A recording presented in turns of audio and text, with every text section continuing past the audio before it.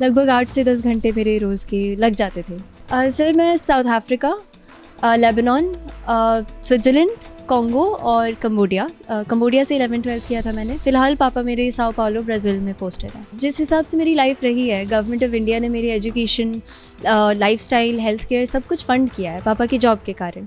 तो मेरी एक बेसिक शायद ड्यूटी बनती है, रिस्पॉन्सिबिलिटी बनती है कि मैं अपने देश में वापस आऊँ। देश की सबसे प्रतिष्ठित सर्विस मानी जाने वाली यूपीएससी में फरीदाबाद की सृष्टि मिश्रा ने 95th रैंक हासिल की है और इस समय वो हमारे साथ बातचीत करने के लिए मौजूद हैं। जानते हैं सृष्टि का संघर्ष कैसा रहा, कितनी मुश्किलात सामने पेश आई उनके सामने और किस तरह से उसने ये यूपीएससी क्रैक किया।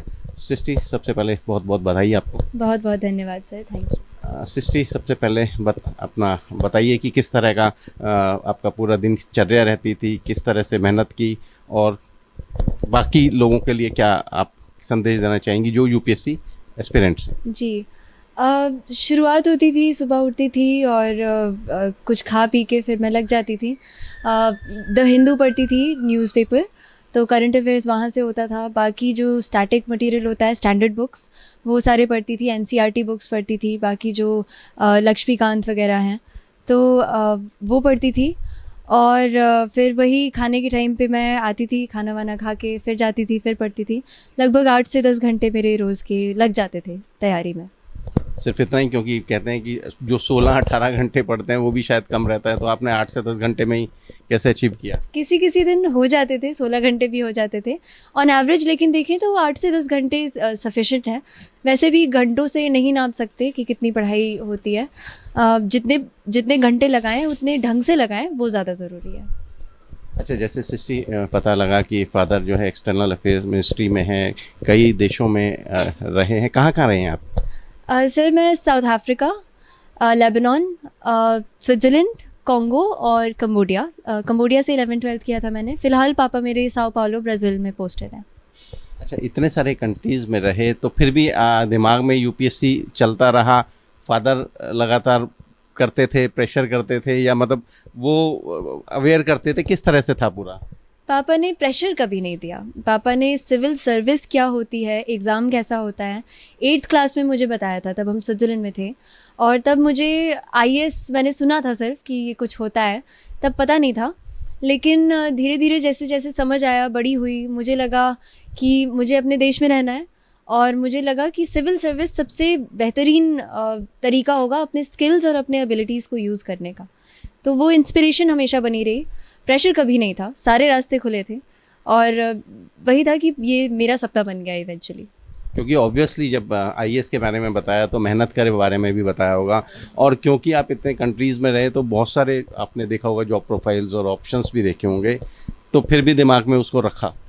जी सर, मुझे लगता है जिस हिसाब से मेरी लाइफ रही है, गवर्नमेंट ऑफ इंडिया ने मेरी एजुकेशन, लाइफस्टाइल, हेल्थ केयर सब कुछ फ़ंड किया है पापा की जॉब के कारण। तो मेरी एक बेसिक शायद ड्यूटी बनती है, रिस्पॉन्सिबिलिटी बनती है कि मैं अपने देश में वापस आऊँ और जितने एक्सपीरियंसेस मेरे रहे हैं उसके द्वारा मैं अपने देशवासियों के लिए कुछ कर पाऊँ। जैसे एक सवाल ये भी है कि आपने कहा कि 12th तक आप बाहर ही रहे, जैसे 4 साल की उम्र में बाहर चले गए, तो देश के बारे में बहुत सारी चीज़ें ऑब्वियसली, जब डिफरेंट कोर्सेज रहे आपके तो वहाँ पढ़ाई ऑब्वियसली इंडिया के बारे में नहीं हुई होगी, तो यहाँ जब आपने यूपीएससी किया या आप जैसे ग्रेजुएशन या 5 साल जो भी 6-7 साल जो भी रहे, तो उसमें सारी चीज़ें कैसे इकट्ठा की? जी सर, ये बहुत बड़ा चैलेंज था एक मेरे लिए कि मैं इंडिया का मतलब पढ़ाई कभी रहा नहीं था, बेसिक्स भी नहीं आते थे, काफ़ी नॉलेज गैप्स थे मेरे जब मैं एलएसआर में आई थी फर्स्ट ईयर में। तो इतना मुझे समझ आ गया था कि मुझे शायद एक एवरेज एस्पिरेंट के मुताबिक डबल या ट्रिपल मेहनत करने की ज़रूरत पड़ेगी। और एनसीईआरटीज़ जो बच्चे 6 से पढ़ते आते हैं शुरू से, वो मैंने फ़र्स्ट ईयर में शुरू किया पढ़ना। तो फिर फर्स्ट ईयर से मैंने पढ़ाई शुरू की और फिर मैं लगी रही और बेसिक्स क्लियर हुए, फिर धीरे धीरे और समझ आया, फिर होते होते हो गया।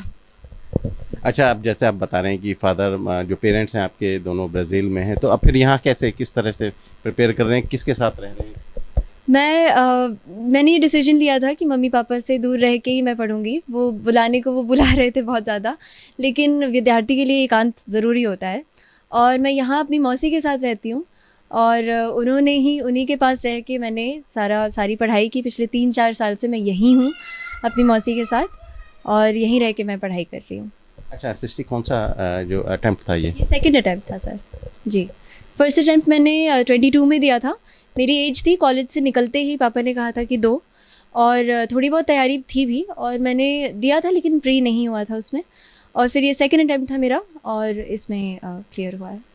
अच्छा, तो अभी आपका जो 95th रैंक है, तो कहाँ आईएएस में आएगा या आईपीएस? सर वैकेंसीज़ के हिसाब से अभी उम्मीद है कि आईपीएस मिलेगा, जो कि मेरी सेकंड प्रेफरेंस थी, तो इंडियन पुलिस सर्विस मिलने की संभावना है। तो स्टेट आपने अपनी प्रेफरेंस में कौन सा कैडर रखा? होम कैडर मेरा यूपी है, तो चांसेस हैं कि वही मिले, होपफुली वही मिलेगा। कहाँ से, यूपी में कहाँ से बिलोंग करते हैं? मैं जौनपुर डिस्ट्रिक्ट से आती हूँ, पिपरौल मेरे गांव का नाम है, जौनपुर। तो कहाँ कहाँ गांव के लोगों में, या कि गांव में लोग हैं अपने परिवार के, उनसे भी बधाई है? जी बिल्कुल, मेरे मामा के घर पे, मेरे खुद के घर पे, पिपरौल और पोखरदहा दोनों जगहों पर बहुत ज़्यादा बधाइयाँ मिली हैं। सब घर पे आए हैं, सब मिले हैं, और मेरा गांव मेरे साथ बहुत खुश है। मेरी ही जीत नहीं, मेरे गांव की भी जीत है, तो मेरे पूरे ख़ानदान की जीत है, तो सब बहुत खुश हैं और सबका आशीर्वाद है। अच्छा, फादर जो पेरेंट्स हैं, आपने बताया या कहीं और से उनको पता लगा? वहाँ सुबह के 5 बज रहे थे जब यहाँ रिज़ल्ट आया, तो मैंने सबसे पहले अपनी बहन को कॉल किया। मैं हमेशा उसे ही करती हूँ, उसे बताया, फिर वो भाग के गई, मम्मी पापा को उठाई, उनको बताया, तो मैंने ही मतलब बताया था, तो तब हम लोग बात किए, फिर कंग्रेचुलेट किया, ऐसे हुआ।